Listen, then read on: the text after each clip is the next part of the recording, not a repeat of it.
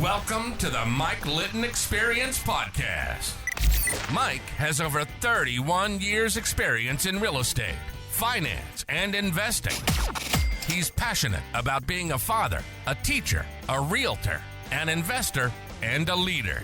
Everyone has a story, and our passion is to help them tell it. And now, introducing the host of the Mike Litton Experience, Mike Litton. So what can you expect from the Mike Litton Experience? You can expect stories that will inspire, motivate, advice that will sharpen your focus, and expert information on real estate, finance, and market conditions. So impactful and world-changing for them that now they're shouting it from the rooftops. Mm-hmm. Yeah. That's what I'm getting at is because you charge through when you had all these people telling you all these and by the way, modern medicine, please, right? But, them saying what they were saying, because you charged through, people paid attention and then they tried it and they figured out that, hey, you know what? She's onto something here. So let me ask you this. What was the one thing that made you write your first book? Passion and desire and wanting to get the information out there and totally believing in what I was doing. You have to believe in yourself and believe in what you're doing. And not only was I believing what I was doing, but I had the science behind me. Yeah. And so when people would question me, I could pull out the science and go, wow, I didn't know that such and such this does this for your immune system. I didn't know that you could eat this food and it would give you healthy microbiota and what it did. So the more I was able to educate myself, the more I was able to public speak, the more I was able to get that information out there. That's what drove me, because my passion is to help people. Yeah. Well, that part's obvious. That's what it's about. I love that about you. So was there an event? Was there anything in particular that just made you say, okay, that's it, I'm doing this? Writing the book? Yeah. I think it was probably not one event, but it was more and more people coming to me and saying, wow, how do you know all this? And then me realizing, wow, I have a small community here. Right. If I write a book, I got a bigger community. Yeah. It's a bigger megaphone, right? Right. And maybe if only one person reads that book and only one person, it makes that wonderful turn in their life. That's my karma. I've done it. That's it. I've done what I should be doing. I love it. That's cool. And now you're up to 6. Yes. Right? Yeah. So do you want to talk about karma for a second? That's the new book that's just coming out, right? And is it available now or is it going to be available? It's available on Amazon, so they can go to Amazon. Yep. It's available there. We'll put a link to your to the book on Amazon. We'll put a link to that on your description. Okay. So tell us about the book. Well, the book Karma is a very practical guide for living your life. It's not the pop culture, what people think good and bad. Because according to Karma, if I talk about good and bad, I'm judging, and it's not about judgment. It's about energy. Okay. So you are what you think, what you say, and what you do. That's your karma. You create that energy yourself. Right. So it's a practical guide for looking at how to balance your life out and how to direct it in ways that you create and you become the energy that you want to come back to you.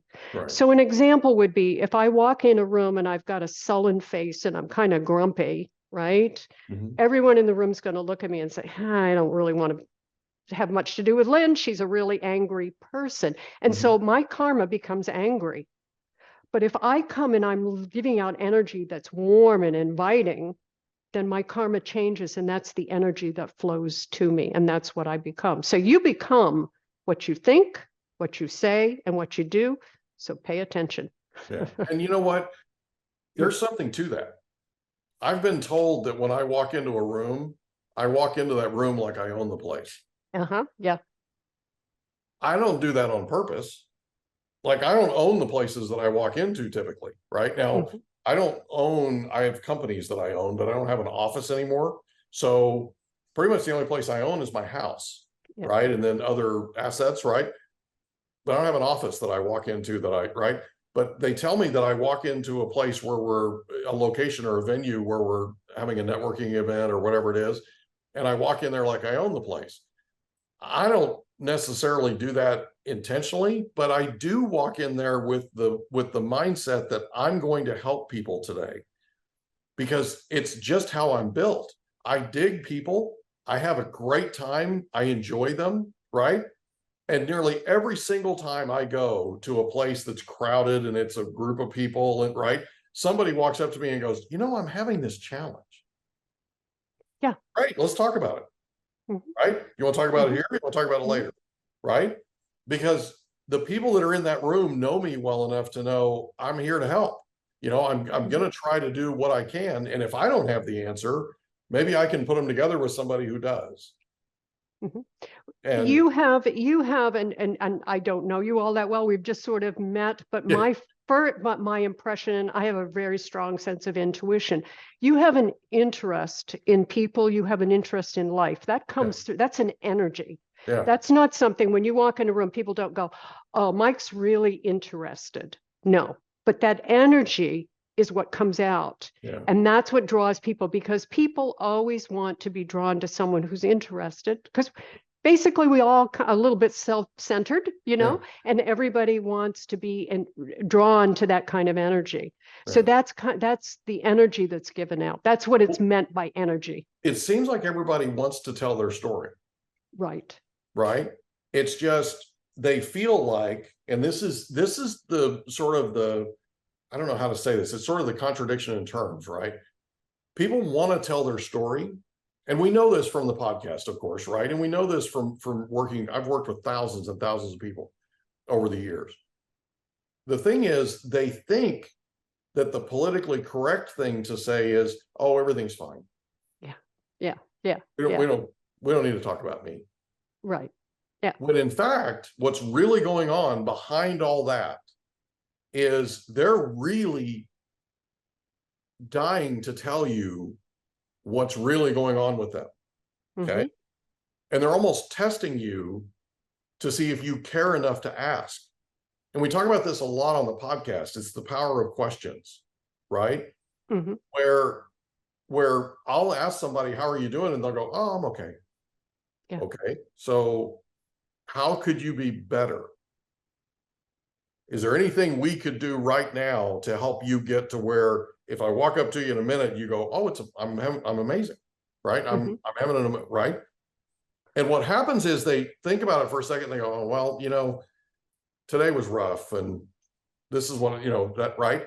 And they just spill, and it's like and by the way, so I don't you and I haven't had this conversation, but when we started this podcast 5 months ago, we started this podcast as a real estate investing and finance podcast.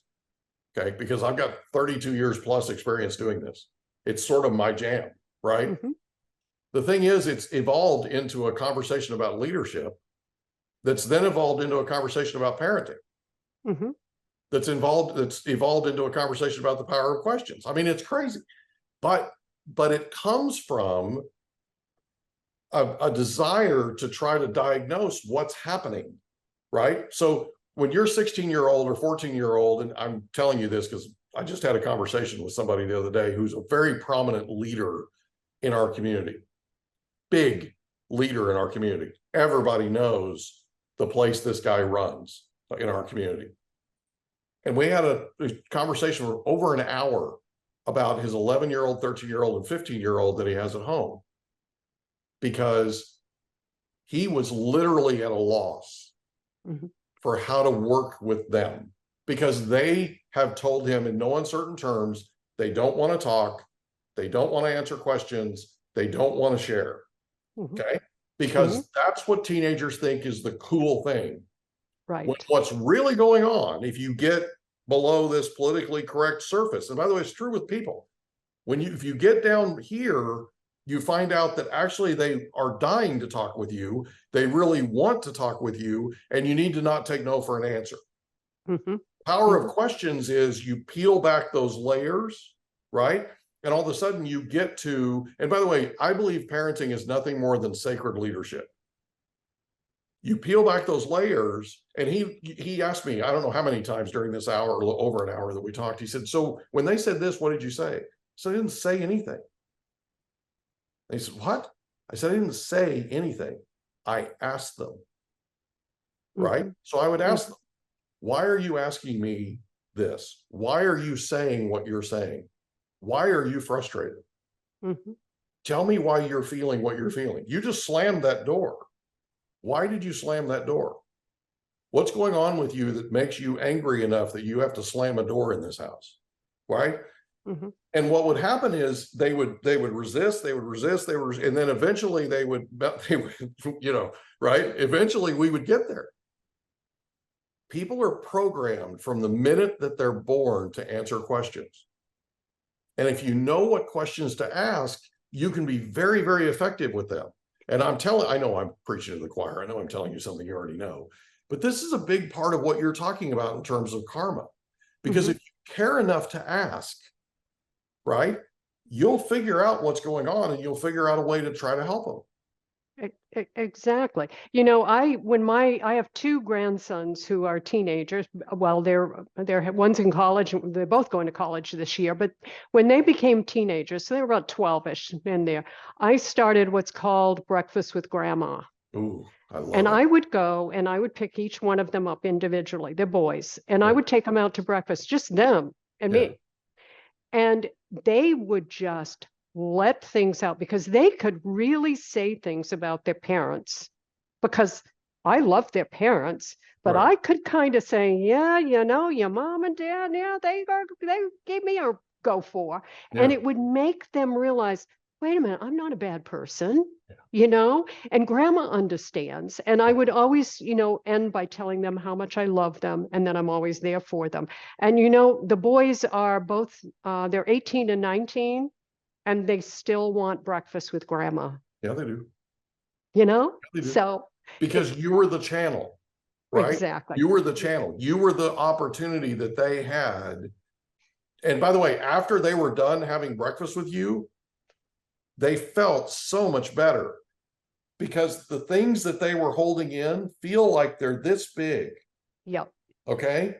I don't care how big, strapping, you know, grandson you are. It doesn't matter. What matters is it feels like it's this big, but after you talk to grandma, it's like, oh, and you can see it. They get it off their chest. They literally, their shoulders drop. They exhale, right? You can see the relief. And people will sometimes actually say to me, you know, that felt bigger inside. Now that I've said it, it doesn't seem so big. Right, Don't feel burdened anymore. Yeah.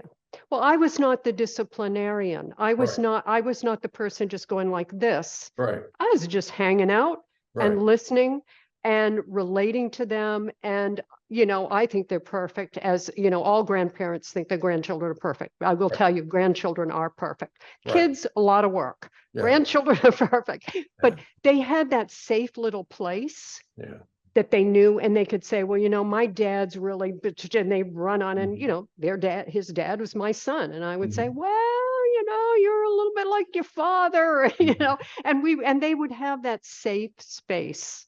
And they knew no matter what, I loved them unconditionally. And that's what we all need. Absolutely. I totally agree. By the way, that's a big part of karma. Yeah. Loving unconditionally is a big part of karma. It's what we do on this podcast. We love people unconditionally. Exactly. Right? And they get a chance to open up. And I can't tell you how many people, we've done a little over 150 interviews on this podcast now. And I cannot tell you how many people, over 100, have said to me, wow, I've never talked about that before. Nobody's ever asked me that before. I had one guy get up from the interview and he goes, when's this going to be live? And I said, a few days, right? And by the way, yours, by the way, is going to be a couple of weeks, because we're way behind. I've got my staff buried. That's good. You're busy. Well, it's a good thing. It's not, I'm not complaining. I'm just letting you know ahead of time. It's going to be a couple of weeks, but I said, you know, it'll be a few days. And he goes, good. And I said, why is that? And he goes, I got to go home and tell my wife. I got to go and talk to my wife. And I said, what's up? He goes, I just told you 6 things I haven't told her. Oh, yeah. Right.